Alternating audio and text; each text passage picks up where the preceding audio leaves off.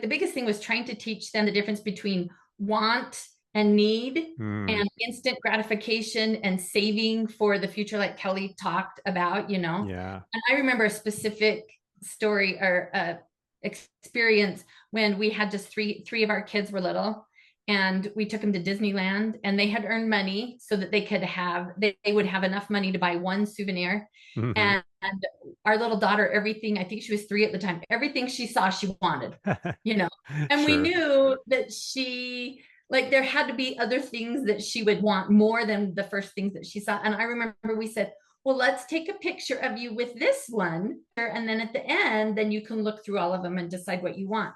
And Right. as soon as we just took a picture of her with the item, she was totally fine.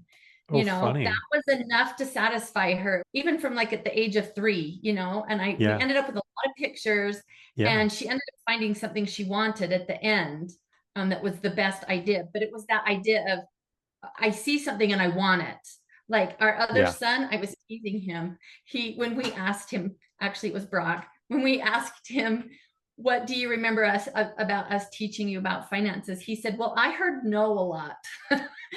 And Brock was our kid who loved clothes. And we would be in the grocery store and he'd be come up to me and say, Mom, I want this shirt, buy this shirt for me. So like they had that desire of seeing something and wanting something. And Sure. so, but trying to teach them that if you need a shirt, let's go to the appropriate spot and let's not do that what is it, impulse buying. I think little Yeah. kids have that a lot, Oh, impulse for buying. sure.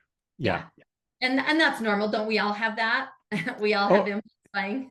yeah, for sure. Well, that's why I think it's Yeah. so important, right, that you do things like what you were doing and you're teaching them those habits from early on. And it's Yeah. not that you just teach them once, it's an ongoing process, right? Because they continue to sort of change and their understanding of things continues to grow. But a lot of times with kids, with all sorts of things in life, they'll circle back around. So they'll make some progress with something for a while, and you think, oh, good, they figured that out. And then it shows up again a couple years later in a different way. And I think it's the same sort of thing with money, right? As they get a little bit more sophisticated or they're getting a little older and they start to understand things better, then sometimes they have to relearn lessons they learned when they were 3.